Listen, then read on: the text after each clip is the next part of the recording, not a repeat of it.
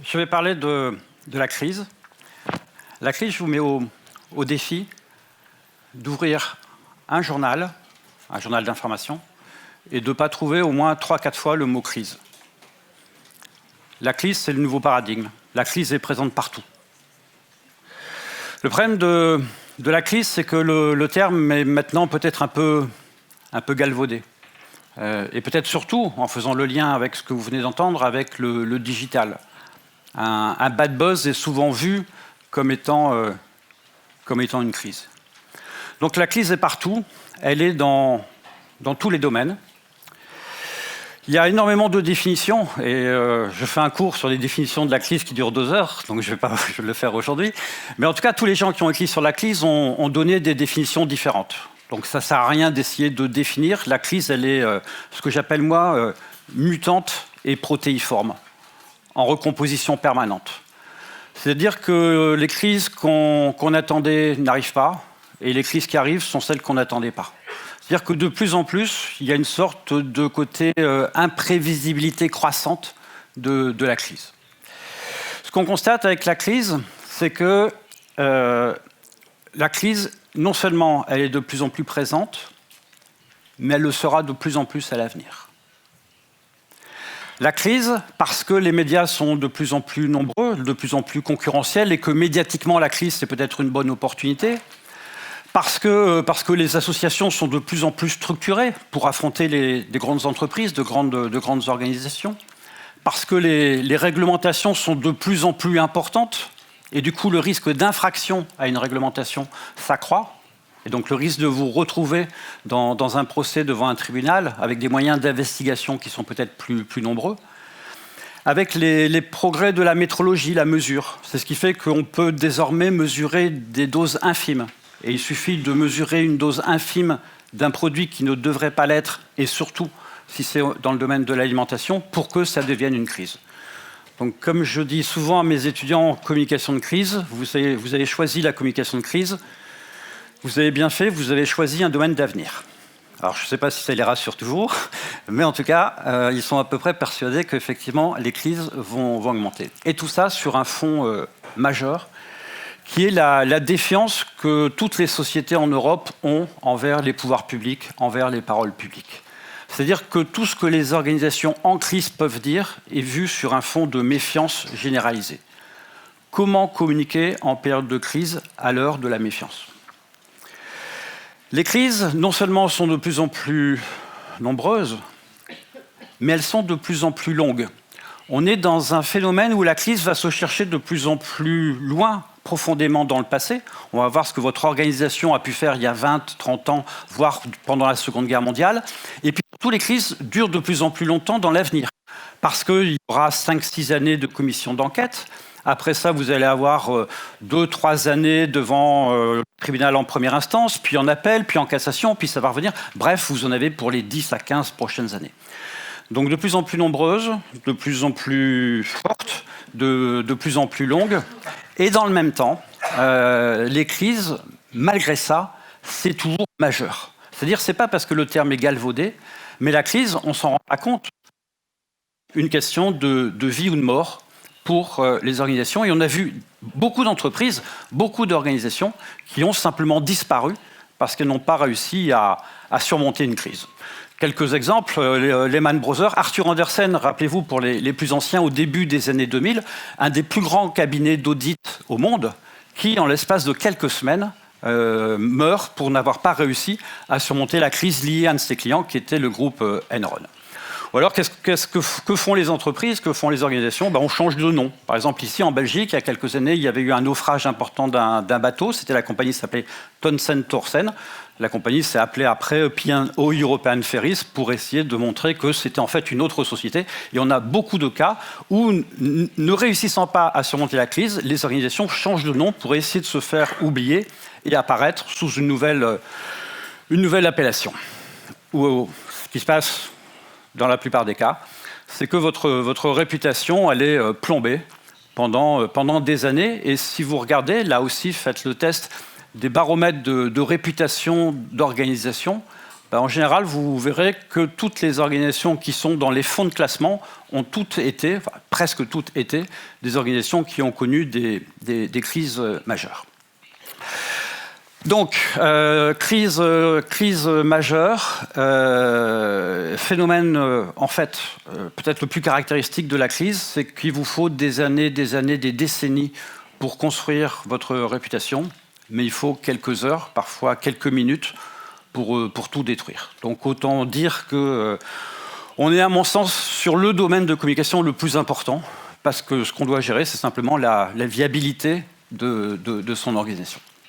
Et pourtant, caractéristique, on est sur un domaine de vie ou de mort, et on est, malgré tout ce qu'on peut entendre et parfois lire dans des manuels de gestion de crise, on est sur des domaines où on sait le moins de choses. Bizarrement, sur la gestion de crise, comment sauver son organisation en temps de crise, on sait très peu de choses. Très peu de choses. Par exemple, comment les crises apparaissent. Pourquoi des fois ça devient crise et pourquoi ça ne devient pas. On voit parfois des choses qui deviennent crise, peut-être parce qu'on est en plein mois d'août, qu'il n'y a rien dans l'actualité. Et puis parfois, quand on regarde, on se dit « mais pourquoi ça émerge pas médiatiquement? Pourquoi ça ne devient pas une crise ?» On essaie de reconstruire souvent après coup, on ne sait pas. Pourquoi des fois ça marche, pourquoi ça ne marche pas? Moi, je peux vous parler d'expérience. J'ai eu à affronter certaines crises dans des cellules de crise. Parfois, on fait bien les choses et parfois, on se plante totalement. Et on ne sait pas pourquoi. Alors, après coup, une fois que la crise est passée, on arrive à reconstruire les histoires et à dire « ouais, il aurait fallu faire autrement, etc. » Mais c'est après coup. Quand on est dans la crise, on est toujours sur du pari, on est sur de la probabilité. On va essayer de faire ça et on pense que ça va marcher, mais on n'a jamais de certitude très, très, très forte. On ne sait pas grand-chose et puis on est sur des discussions en permanence. Exemple de discussions fortes, de désaccords entre spécialistes de la gestion des crises. Sur quelle tonalité il faut parler lorsqu'on se retrouve dans la crise? Vous avez deux écoles. Une école un peu technicienne qui dit en communication de crise, il ne faut pas raconter n'importe quoi aux gens. Si on veut trouver la confiance, il faut donner des données factuelles, il faut être précis, il faut parler sur des dates, sur des volumes, sur des choses très concrètes et qu'on peut prouver. Et puis il y a une autre école qui est plutôt une école symboliste qui dit taratata, pas du tout. Au contraire, c'est justement parce qu'on est en crise que les gens ont besoin d'autre chose que de données précises. Il faut plutôt communiquer sur des émotions, il faut communiquer sur une attitude, il faut montrer de l'empathie avec nos publics. Et en fait, on n'en sait rien. Donc, dans ces cas-là, quand on ne sait pas, on dit ça dépend des cas. Et comme on ne sait pas de quel cas ça dépend, en fait, on ne va pas très loin quand même derrière.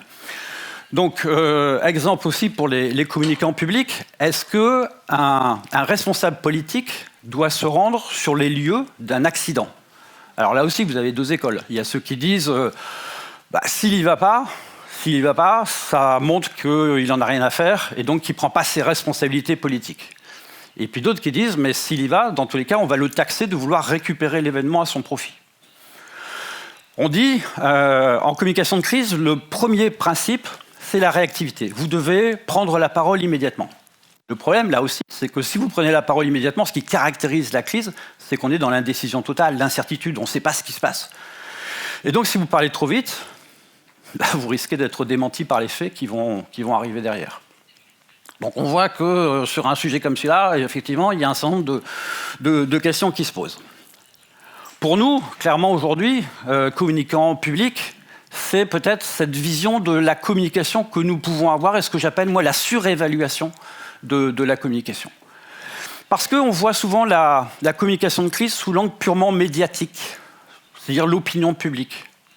Peut-être qu'il faut se méfier un peu de ça, parce que pour certaines organisations, je pense à des entreprises privées, le premier public, c'est peut-être pas ce que vont penser le grand public de l'entreprise. C'est peut-être avant tout, est-ce que les clients y vont rester ou pas? Les actionnaires, le public financier, on n'en parle pas beaucoup, mais ça peut être peut-être un des publics prioritaires pour certaines organisations. Donc ça veut dire qu'il faut se méfier de l'angle médiatique, souvent un peu moral, de la réaction des organisations en temps de crise.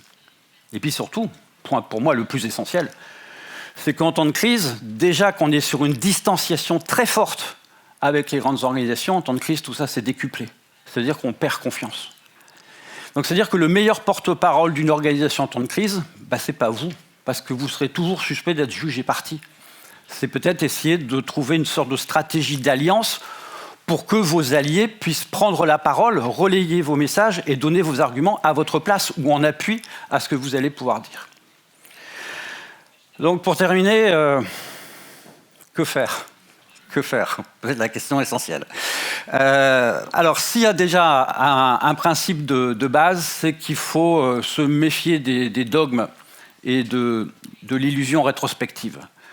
C'est-à-dire que tous les choses peut-être un peu trop calées, il faut être transparent, il faut être réactif, etc. Juste attention, regardons, chaque crise est vraiment une étude de cas. Comme je dis, des fois ça marche, des fois ça marche pas. Donc attention à ce que peuvent vendre certains de solutions miracles en temps de crise. Toujours peut-être prendre un peu de recul, parce que certains principes, à certains moments ça fonctionne et d'autres ça fonctionne pas. Deuxième principe pour moi très fort, c'est justement ce que je viens de dire, c'est les stratégies d'alliance. Ça, on sait que ça marche. Pensez que lorsqu'on est justement en situation un peu difficile, ce sont vos alliés qui vont donner de la crédibilité à vos propos. Troisième point, c'est peut-être par mon défaut d'être académique, d'être professeur, c'est aller voir aussi du côté de la recherche, parce qu'il y a énormément d'analyses qui sont faites justement sur le sujet de la crise, comment choisir son porte-parole. Enfin, on a quand même quelques certitudes. Et puis, dernier point, je terminerai par là, c'est que la crise, avant tout, pour moi, c'est un état d'esprit. Parce qu'on voit beaucoup d'organisations qui se font prendre, qui ne savent pas réagir, parce qu'elles ont le sentiment que, quoi qu'il arrive, elles vont s'en sortir. Parce qu'elles ont le sentiment d'avoir toujours réussi par le passé, d'avoir pu affronter toutes les crises. Moi, il y a une phrase que j'aime beaucoup, de Bill Gates, qui dit il faut se méfier des personnes ou des organisations qui réussissent. Cela les pousse peut-être trop souvent à se croire infaillibles. Je crois qu'il faut retenir ça pour la communication de crise. Merci.